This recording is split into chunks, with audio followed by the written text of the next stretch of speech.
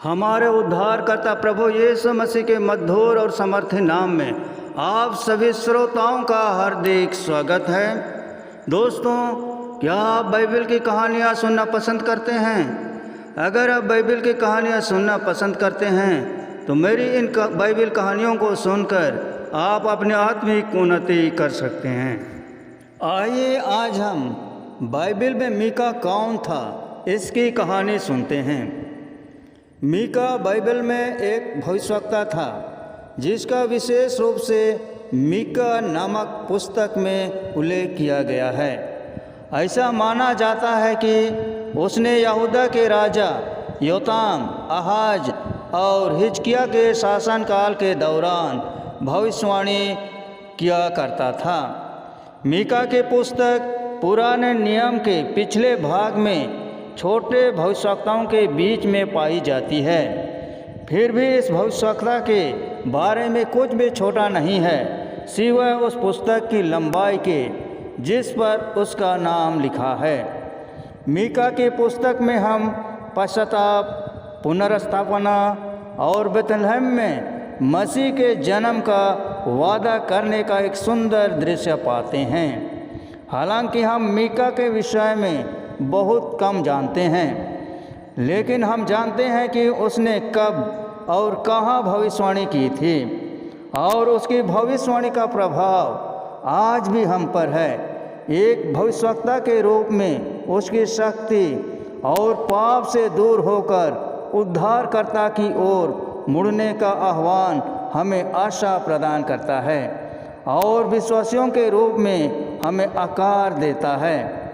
मीका का अर्थ है आपके जैसा ईश्वर कौन है, और उसका नाम स्वयं मीका की पुस्तक के लिए एक सार्थक विषय बन जाता है, क्योंकि वही मीका 7:18 में अपनी भविष्यवाणी का सारांश इस प्रकार देता है।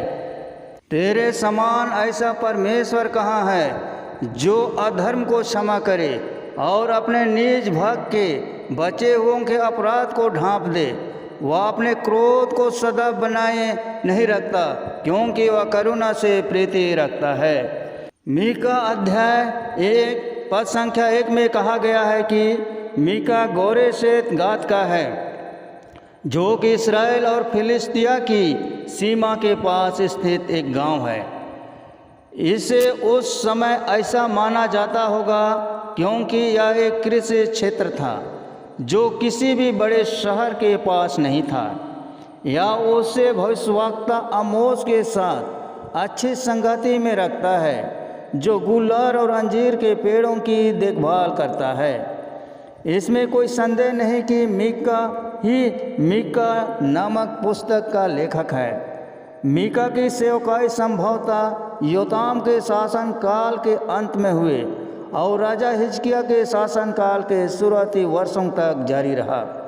जैसा कि यहोवा का वचन मीका अध्याय 1 के पद संख्या 1 में इस प्रकार कहता है, जो यहूदा के राजा जोताम, आहाज और हिजकिय्याह के दिनों में मीका गोरेशेती को पहुंचा।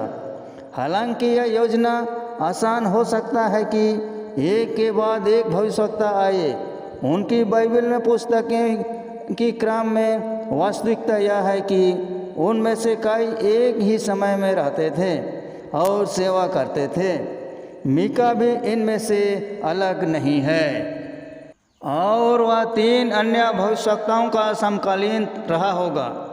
इस्राएल के उत्तरी राज्य में आमोस और होशे और यहूदा के दक्षिण राज्य में यशाया। मीका को इसलिए जाना जाता है कि मीका की प्रभावशाली सेवकाई की प्रतिध्वनियाँ पुराने नियम के साथ साथ नए नियम में भी महसूस की जा सकती है।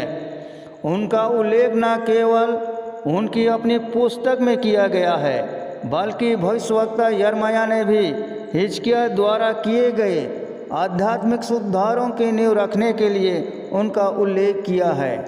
वह यिर्मयाह 26:18 में कहता है, यहूदा के राजा हिजकिय्याह के दिनों में मोरेशेती मीका भविष्यवाणी करता था।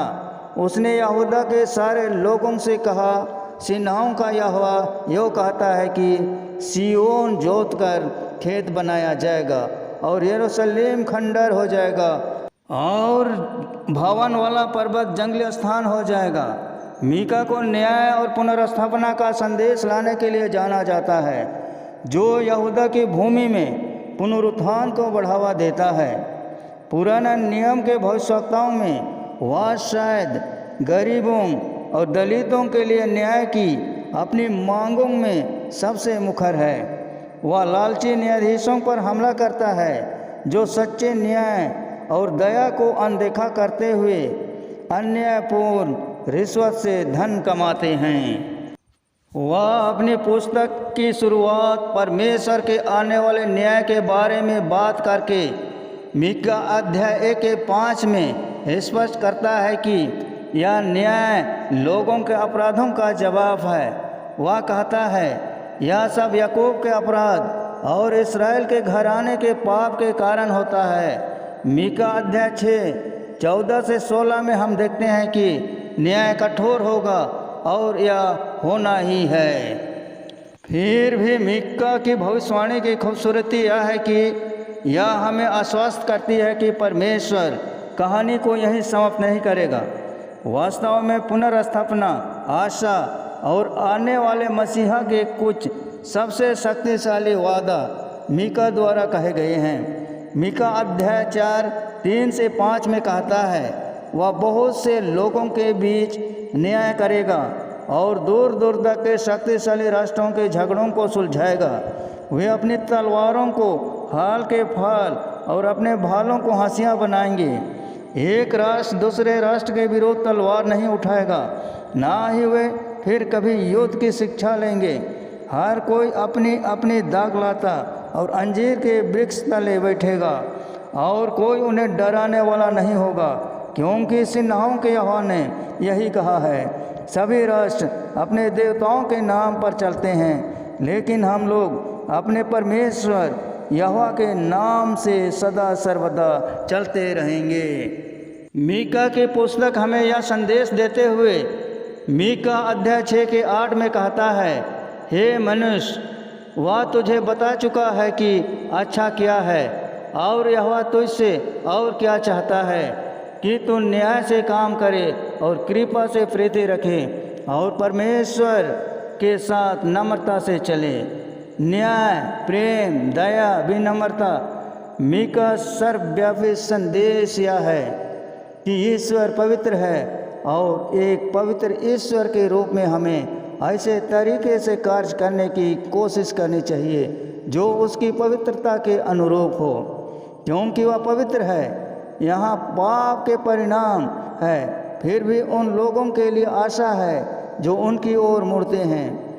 कुटिल और भ्रष्ट नेतृत्व के बीच मीका 6:8 हमें पवित्रता की तलाश करने का मार्ग देता है और यह पवित्र शास्त्र के सबसे प्रसिद्ध आयतों में से एक है।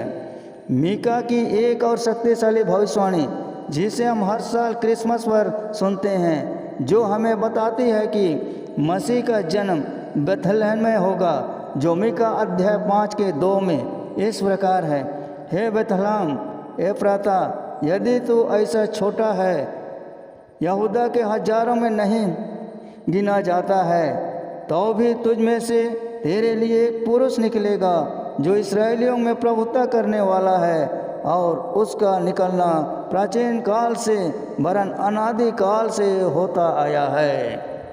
यह भविष्यवाणी लगभग 700 से अधिक वर्षों के बाद उस रात को पूरी होती है जिस रात यीशु का जन्म होता है।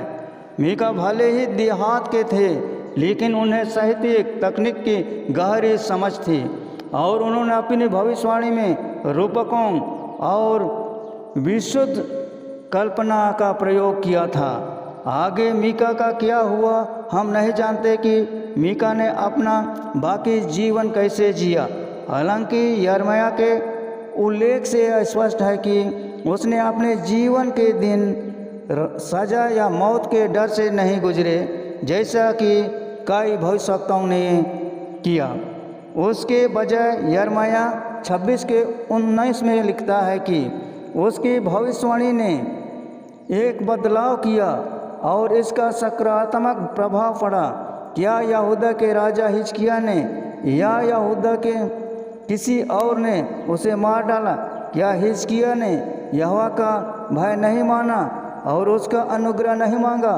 और क्या यहोवा ने उस पर वह विपत्ति नहीं डाली जिसका उसने उन पर वादा किया था? पवित्र शास्त्र में भविष्यवक्ताओं ने लोगों तक परमेश्वर के वचन को ईमानदारी से पहुंचाया, चाहे वह संदेश जितना भी अलोकप्रिय क्यों ना हो। इसमें से कई भविष्यवाणियाँ अलोकप्रिय थीं और भविष्यवक्ताओं के लिए उत्पीड़न में समाप्त हुई।